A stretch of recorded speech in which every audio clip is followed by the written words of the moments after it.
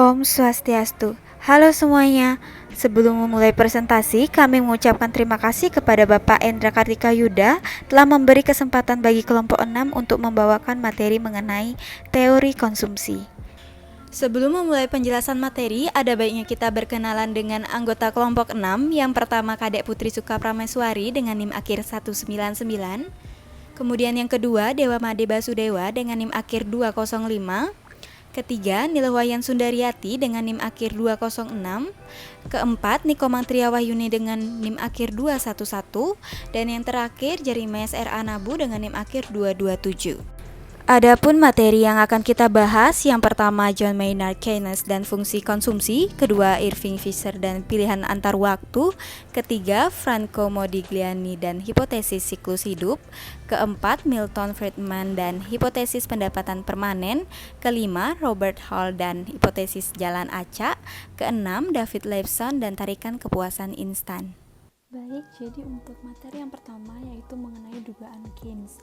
Nah, jadi dewasa ini para ekonom yang mempelajari konsumsi mengandalkan teknik-teknik canggih dari analisis data.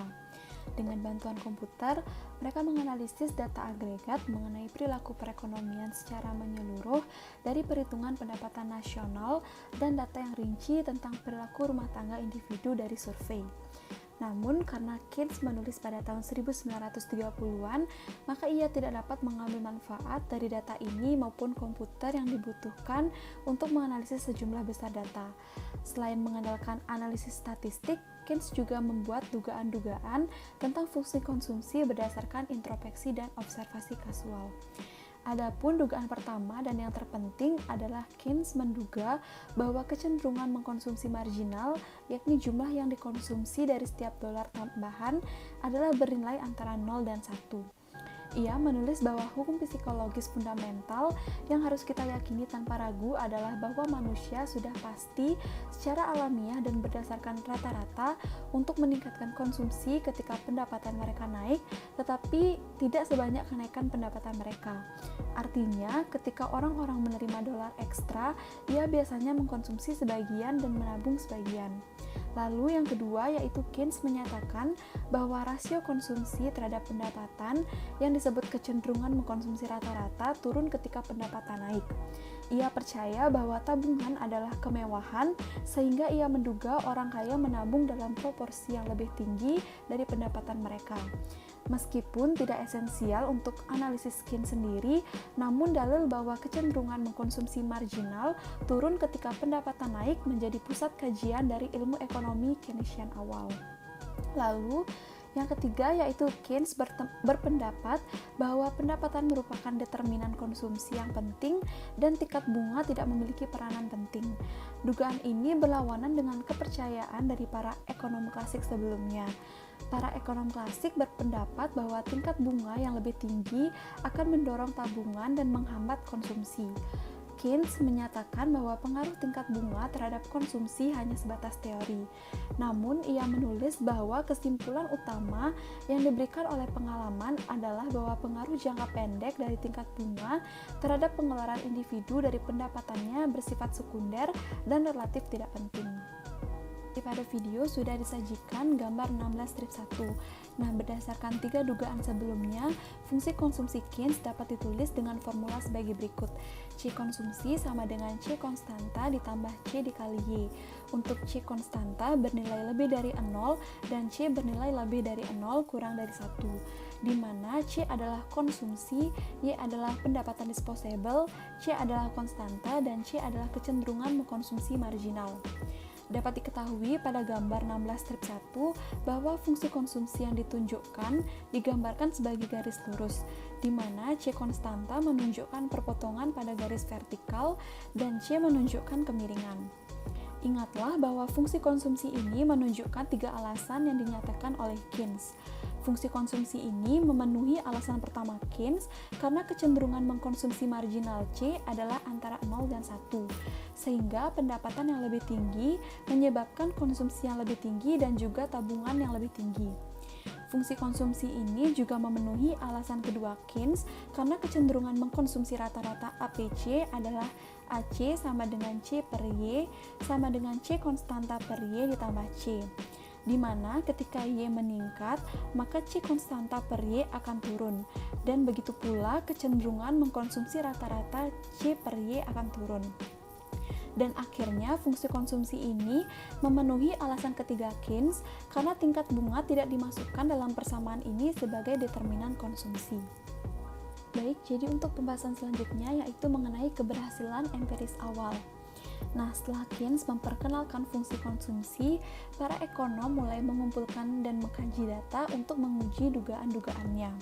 Studi paling awal mengindikasikan bahwa fungsi konsumsi Keynes adalah pendekatan yang baik tentang bagaimana konsumen berperilaku. Dalam beberapa studi ini, para peneliti mensurvei rumah tangga dan mengumpulkan data tentang konsumsi dan pendapatan. Mereka menemukan bahwa rumah tangga dengan pendapatan yang lebih tinggi mengkonsumsi lebih banyak, yang menegaskan bahwa kecenderungan mengkonsumsi marginal lebih besar dari 0. Mereka juga menemukan bahwa rumah tangga dengan pendapatan lebih tinggi menabung lebih banyak, yang menegaskan bahwa kecenderungan mengkonsumsi marginal kurang dari 1. Selain itu, para peneliti juga menemukan bahwa rumah tangga dengan pendapatan lebih tinggi menyimpan sebagian dari pendapatan mereka dalam proporsi yang lebih besar, yang menegaskan bahwa kecenderungan mengkonsumsi rata-rata turun ketika pendapatan meningkat. Jadi, data ini memperjelas dugaan Keynes tentang kecenderungan mengkonsumsi marginal dan rata-rata. Dalam studi lain, para peneliti mengkaji data agregat atas konsumsi dan pendapatan untuk periode antara dua perang dunia. Data ini juga mendukung fungsi konsumsi Keynesian. Dalam tahun-tahun ketika pendapatan tidak biasanya rendah, seperti selama parahnya depresi besar, baik konsumsi maupun tabungan adalah rendah, yang menunjukkan bahwa kecenderungan mengkonsumsi marginal berada antara 0 dan 1. Selain itu, selama tahun-tahun pendapatan rendah itu, rasio konsumsi terhadap pendapatan adalah tinggi, yang mengkonfirmasi dugaan kedua Keynes. Akhirnya, karena korelasi antara pendapatan dan konsumsi juga begitu kuat, tidak ada variabel lain yang penting untuk menjelaskan konsumsi. Jadi, data itu juga mengkonfirmasi dugaan ketiga Keynes bahwa pendapatan adalah determinan primer dan seberapa banyak orang yang memilih untuk mengkonsumsi. Baik, untuk pembahasan selanjutnya yaitu mengenai stagnasi sekuler, Simon Kuznets dan teka-teki konsumsi. Nah, meskipun fungsi konsumsi Keynes pada awalnya terbukti sukses, namun dua anomali segera muncul. Keduanya memusatkan perhatian pada dugaan Keynes bahwa kecenderungan mengkonsumsi rata-rata turun apabila pendapatan naik. Nah, anomali pertama muncul setelah beberapa ekonom membuat prediksi yang mengerikan dan keliru selama Perang Dunia Kedua. Berdasarkan fungsi konsumsi Keynesian, para ekonom ini beralasan bahwa bila pendapatan dalam perekonomian tumbuh sepanjang waktu, maka rumah tangga akan mengkonsumsi bagian yang semakin kecil dari pendapatan mereka. Para ekonom takut bahwa mungkin saja tidak ada proyek investasi yang cukup menguntungkan untuk menyerap seluruh tabungan ini. Jika benar, maka konsumsi yang rendah akan mengakibatkan permintaan atas barang dan jasa yang tidak mencukupi, yang mengakibatkan depresi begitu permintaan masa perang dari pemerintah terhenti. Dengan kata lain, berdasarkan fungsi konsumsi Keynesian, para ekonom ini memprediksi bahwa perekonomian akan mengalami apa yang mereka sebut stagnasi sekuler, yakni depresi panjang dalam durasi tanpa batas, kecuali kebijakan fiskal digunakan untuk memperbesar permintaan agregat. Lalu, anomali kedua muncul ketika Simon Kuznets membangun data agregat konsumsi dan pendapatan yang baru dari tahun 1869. Kuznets mengumpulkan data ini pada tahun 1940-an dan menerima hadiah Nobel untuk kerja kerasnya. Ia menemukan bahwa rasio konsumsi terhadap pendapatan cenderung stabil dari waktu ke waktu, meskipun terdapat kenaikan yang besar dalam pendapatan selama periode yang ia pelajari. Sekali lagi, dugaan Keynes bahwa kecenderungan mengkonsumsi rata-rata akan turun ketika pendapatan naik tidak terjadi. Kegagalan hipotesis stagnasi sekuler dan temuan Kuznets menunjukkan bahwa kecenderungan mengkonsumsi rata-rata hampir konstan selama periode waktu yang panjang. Fakta ini menunjukkan teka-teki yang memotivasi banyak penelitian lanjutan mengenai konsumsi. Nah, pada video sudah disajikan gambar 16 strip 2, di mana gambar 16 strip 2 di samping menunjukkan mengenai teka-teki tersebut. Bukti menyatakan adanya dua fungsi konsumsi, di mana untuk data rumah tangga atau untuk seri jangka pendek, fungsi konsumsi Keynesian bekerja dengan baik. Namun, untuk seri jangka panjang, fungsi konsumsi tampaknya memiliki kecenderungan mengkonsumsi rata-rata yang konstan. Dalam gambar 16 strip 2, kedua hubungan antara konsumsi dan pendapatan ini disebut dengan fungsi konsumsi jangka pendek dan jangka panjang. Selanjutnya adalah materi mengenai Irving Fisher dengan pilihan antar waktu. Materi pertama adalah batasan anggaran antar waktu. Kebanyakan orang lebih suka meningkatkan kuantitas atau kualitas barang dan jasa yang mereka konsumsi. Memakai pakaian yang lebih bagus, makan di restoran lebih baik, atau menonton lebih banyak film. Alasan orang mengkonsumsi lebih sedikit daripada yang mereka inginkan adalah karena konsumsi mereka dibatasi oleh pendapatan mereka. Mereka menghadapi masalah kendala anggaran antar waktu. Ekonom Fisher memeriksa batasan ini secara mendetail. Fisher memeriksa keputusan yang dihadapi konsumen yang hidup selama dua periode. Periode 1 mewakili masa muda konsumen, dan periode 2 mewakili usia tua konsumen. Konsumen memperoleh penghasilan Y1 dan mengkonsumsi C1 dalam periode pertama, dan mendapatkan penghasilan Y2 dan mengkonsumsi C2 di periode selanjutnya atau periode kedua. Gambar 16 strip 3 menggambarkan batasan anggaran konsumen. 3 poin ditandai pada gambar ini. Di titik A, konsumen mengkonsumsi persis pendapatannya di setiap periode. Itu C1 sama dengan Y1 dan C2 sama dengan Y2. Jadi tidak ada simpan pinjam antar dua periode. Di titik B, konsumen tidak mengkonsumsi apapun pada periode pertama, yaitu C1 sama dengan 0, dan menyimpan semua pendapatan. Jadi konsumsi periode kedua, yaitu C2, adalah 1 plus R dikali dengan Y1 plus Y2. Pada titik C, konsumen berencana untuk tidak mengkonsumsi apapun pada periode kedua, atau C2 sama dengan 0, dan meminjam sebanyak mungkin terhadap pendapatan mereka. Jadi konsumsi periode C1 adalah Y1 plus Y2 dibagi 1 plus R. Ini hanya 3 dari banyak kombinasi konsumsi periode pertama dan kedua yang konsumen mampu beli. Semua titik pada garis dari B ke C tersedia untuk konsumen. Selanjutnya kita akan membahas mengenai preferensi konsumen. Preferensi konsumen mengenai konsumsi dalam dua periode dapat diwakili oleh kurva indiferen. Kurva indiferen menunjukkan kombinasi konsumsi periode pertama dan periode kedua yang membuat konsumen sama-sama senang. Gambar 16.4 menunjukkan dua dari banyak kurva indiferen konsumen. Konsumen acuh tak acuh di antara kombinasi W, X, dan Y, karena semuanya berada pada kurva yang sama. Tidak mengherankan jika konsumsi periode pertama konsumen dikurangi, katakanlah dari titik W ke titik X, konsumsi periode kedua harus meningkat agar dia tetap bahagia. Jika konsumsi periode pertama dikurangi lagi, dari titik X ke titik Y, jumlah konsumsi periode kedua, tambahan yang dia perlukan untuk kompensasi lebih besar.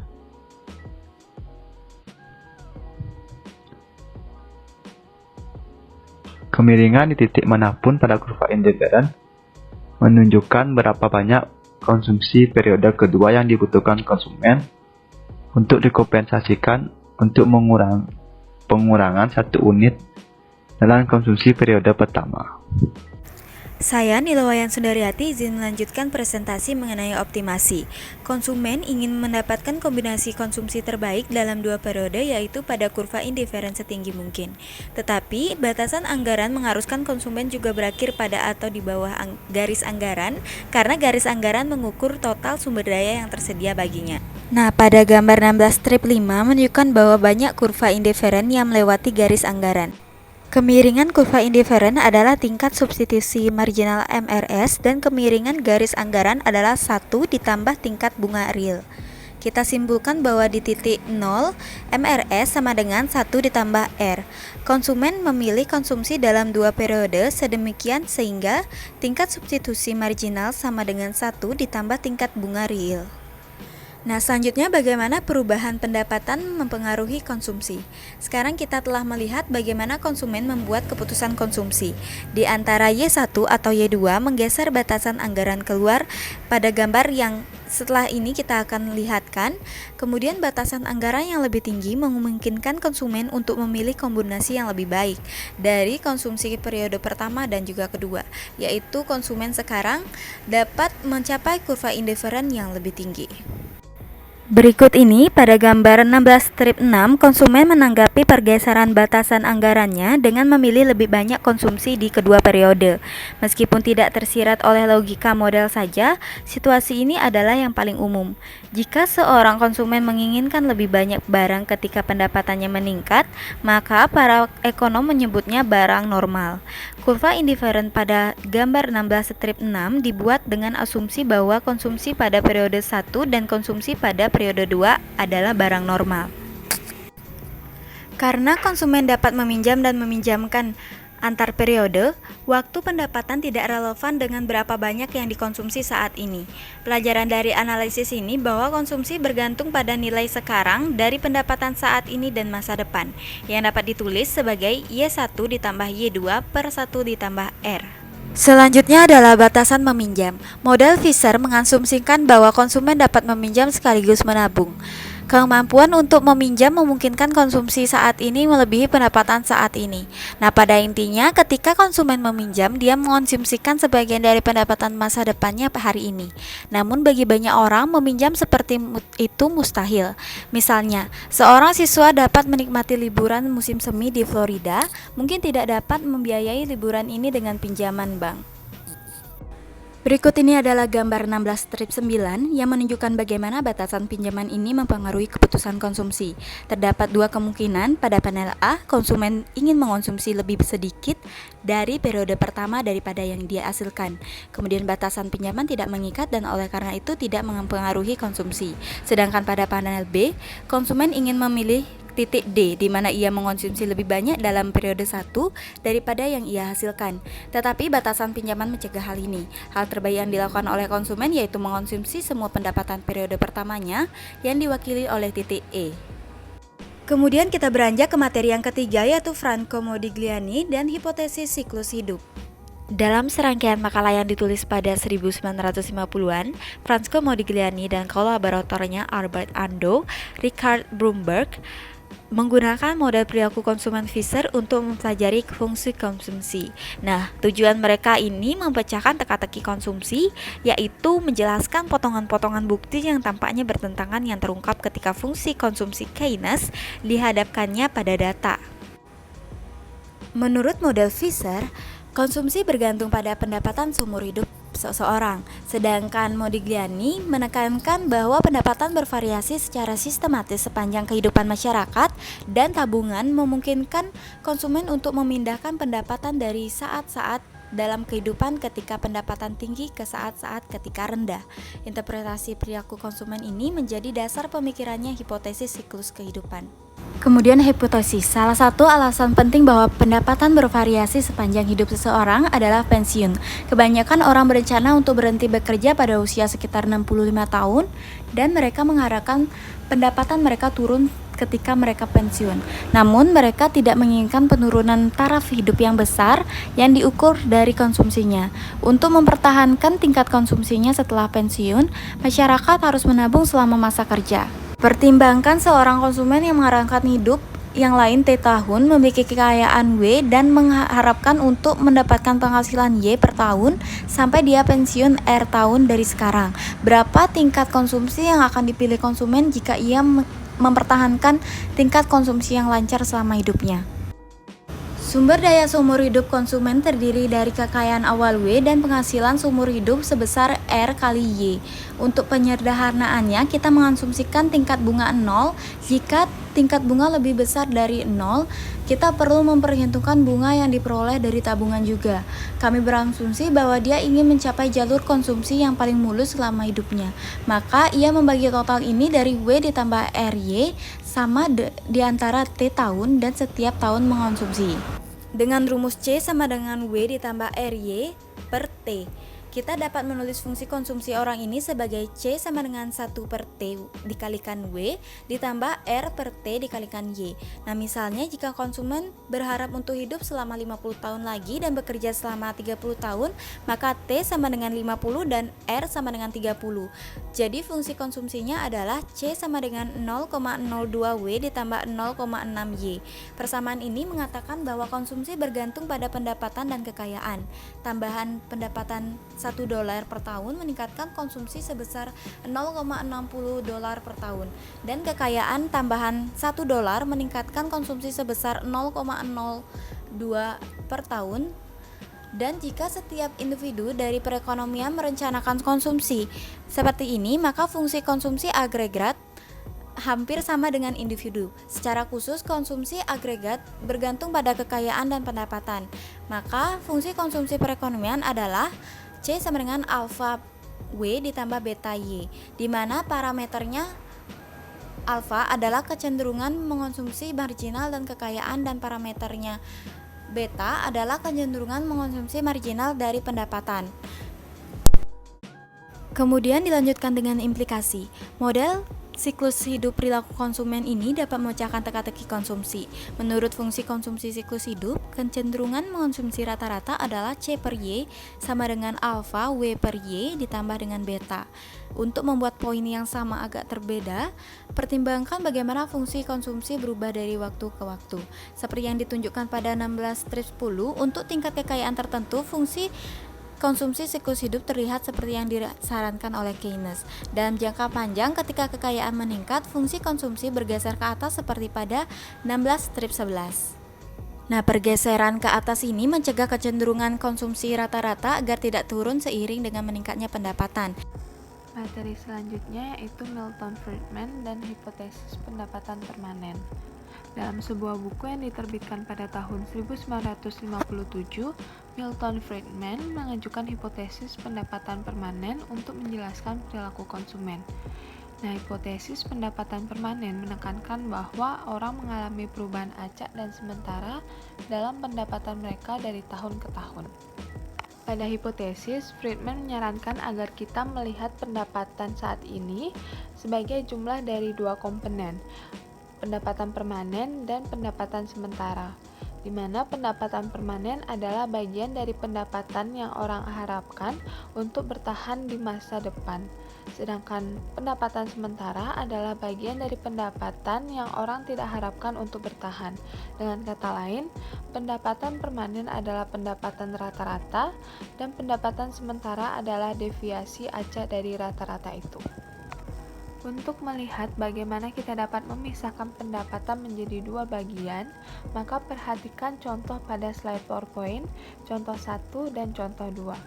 Contoh-contoh ini menunjukkan bahwa berbagai bentuk pendapatan memiliki tingkat persistensi yang berbeda, di mana pendidikan yang lebih baik memberikan pendapatan yang lebih tinggi secara permanen, sedangkan cuaca yang baik hanya memberikan pendapatan sementara yang lebih tinggi. Meskipun orang dapat membayangkan kasus-kasus peralihan, akan berguna untuk menjaga hal-hal sederhana dengan mengandaikan bahwa ada dua jenis pendapatan, yaitu pendapatan permanen dan pendapatan sementara. Di mana Friedman menyimpulkan bahwa kita harus melihat fungsi konsumen sebagai kira-kira C sama dengan alfa Y pangkat P, di mana alfa adalah konstanta yang mengukur fraksi pendapatan permanen yang dikonsumsi. Hipotesis pendapatan permanen seperti yang diungkapkan oleh persamaan menyatakan bahwa konsumsi sebanding dengan pendapatan permanen. Pada implikasinya, mari kita lihat apa yang disyaratkan hipotesis Friedman untuk kecenderungan mengkonsumsi rata-rata. Bagilah kedua fungsi konsumsinya dengan Y untuk mendapatkan persamaan APC sama dengan C per Y sama dengan alpha Y pangkat B per Y. Menurut hipotesis pendapatan permanen, kecenderungan mengkonsumsi rata-rata tergantung pada rasio pendapatan permanen terhadap pendapatan saat ini. Nah, ketika pendapatan saat ini sementara naik di atas pendapatan permanen, maka kecenderungan mengkonsumsi rata-rata untuk sementara turun. Dan ketika pendapatan saat ini turun sementara di bawah pendapatan permanen, maka kecenderungan mengkonsumsi rata-rata untuk sementara naik. Nah, sekarang perhatikan pada studi data rumah tangga. Friedman beralasan bahwa data ini mencerminkan kombinasi pendapatan permanen dan sementara. Rumah tangga dengan pendapatan tetap tinggi memiliki konsumsi yang lebih tinggi secara proporsional. Jika semua variasi pendapatan saat ini berasal dari komponen permanen, kecenderungan mengkonsumsi rata-rata akan sama di semua rumah tangga. Tetapi beberapa variasi pendapatan berasal dari komponen transitori dan rumah tangga dengan pendapatan transitori tinggi tidak memiliki konsumsi yang lebih tinggi. Oleh karena itu, peneliti menemukan bahwa rumah tangga berpenghasilan tinggi rata-rata memiliki kecenderungan untuk mengkonsumsi rata-rata yang lebih rendah. Demikian pula pertimbangkan studi time series data. Friedman beralasan bahwa fluktuasi pendapatan dari tahun ke tahun didominasi oleh pendapatan sementara. Oleh karena itu, tahun-tahun berpenghasilan tinggi seharusnya menjadi tahun-tahun dengan kecenderungan mengkonsumsi rata-rata rendah. Namun dalam jangka waktu yang lama, misalnya dari dekade ke dekade, variasi pendapatan berasal dari komponen permanen. Oleh karena itu, dalam time series yang lama, seseorang harus mengamati kecenderungan mengkonsumsi rata-rata yang konstan. Saya tentang teori dari Robert Hall dan random walk hipotesa. Hipotesis pendapatan permanen didasarkan pada model pilihan antara waktu Fisher.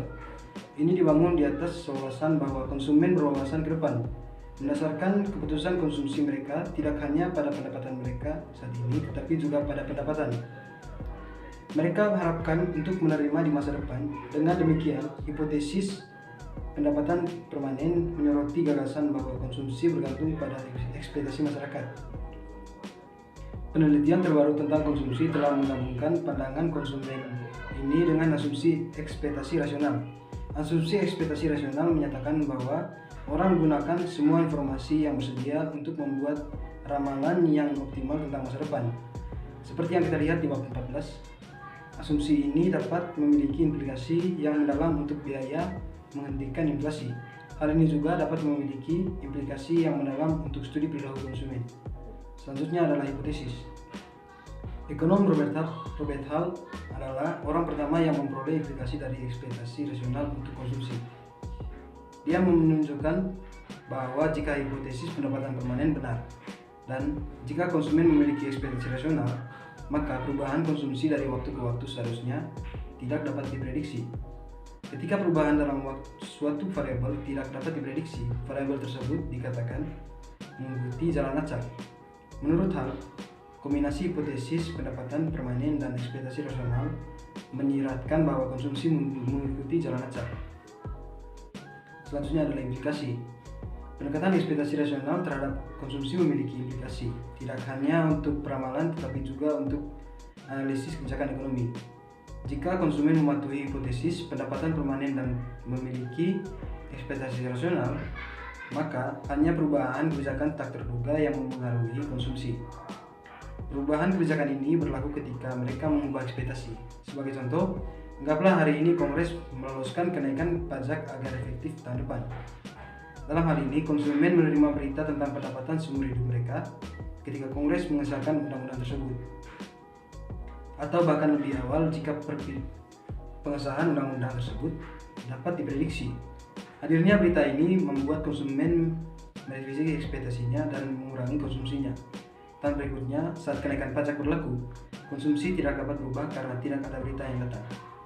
Selanjutnya adalah Kemudian yang terakhir yaitu David Lipson dan tarikan kepuasan instan. Keynes menyebut fungsi konsumsi sebagai hukum psikologis mendasar. Namun seperti yang kita lihat, psikologi belum memainkan banyak peran dalam studi konsumsi selanjutnya. Sebagian besar ekonom berasumsi bahwa konsumen adalah pemaksimal utilitas rasional yang selalu mengevaluasi peluang dan juga rencana mereka untuk memperoleh kepuasan seumur hidup tertinggi. Model perilaku manusia ini adalah dasar untuk semua karya teori konsumsi dari Irving Weaver hingga Robert Hall. Kemudian studi kasus yaitu potongan pajak tahun 2008. Ketika peneliti medis ingin mengetahui efektivitas pengobatan baru, pendekatan terbaik adalah eksperimen terkontrol secara acak. Sekelompok pasien dikumpulkan, setengah dari mereka diberi pengobatan baru dan setengah lainnya diberikan placebo. Para peneliti kemudian melacak dan juga membandingkan kedua kelompok untuk mengukur efek pengobatan.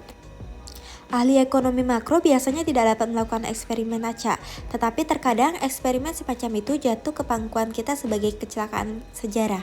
Salah satu contoh terjadi yaitu pada tahun 2008, sebagai akibat dari krisis keuangan yang parah tahun itu, ekonomi menuju resesi. Untuk melawan kekuatan resesi, Kongres mengesahkan undang-undang stimulus ekonomi yang memberikan potongan pajak satu kali senilai 100 miliar dolar kepada rumah tangga. Individu lajang menerima 300 dolar hingga 600 dolar. Pasangan menerima 600 dolar hingga 1.200 dolar dan juga keluarga dengan anak-anak menerima tambahan 300 dolar per anak. Yang paling penting karena mengirimkan jutaan cek adalah proses yang panjang, maka konsumen menerima potongan pajak pada waktu yang berbeda. Dengan membandingkan perilaku belanja konsumen yang menerima pembayaran lebih awal dengan perilaku mereka yang menerima pembayaran kemudian, maka peneliti dapat menggunakan variasi acak ini untuk memperkirakan efek pemotongan pajak sementara. Berikut adalah hasilnya seperti yang dilaporkan oleh para peneliti yang melakukan penelitian. Kami menemukan bahwa rata-rata rumah tangga menghabiskan sekitar 12-30% dari pembayaran stimulus mereka. Tergantung pada spesifikasinya, untuk barang dan jasa konsumsi yang tidak tahan lama selama periode 3 bulan saat pembayaran diterima, dan respon ini signifikan secara statistik dan ekonomi. Temuan penelitian ini sangat kontras dengan apa yang diprediksi oleh hipotesis pendapatan permanen. Teori pendapatan permanen mungkin benar dalam mengatakan bahwa perubahan pajak permanen mempengaruhi pengeluaran konsumen yang lebih kuat daripada yang sementara. Tetapi dari bukti pengalaman tahun 2008 tampaknya salah untuk menyimpulkan bahwa dampak perubahan pajak sementara tidak signifikan. Bahkan perubahan yang sangat sementara dalam kebijakan pajak dapat mempengaruhi berapa banyak yang dibelanjakan konsumen. Berakhir sudah pembawaan materi dari kelompok 6. Apabila kami ada salah kata, kami mohon maaf. Dan kami akhiri dengan Om Santi Santi Santi Om.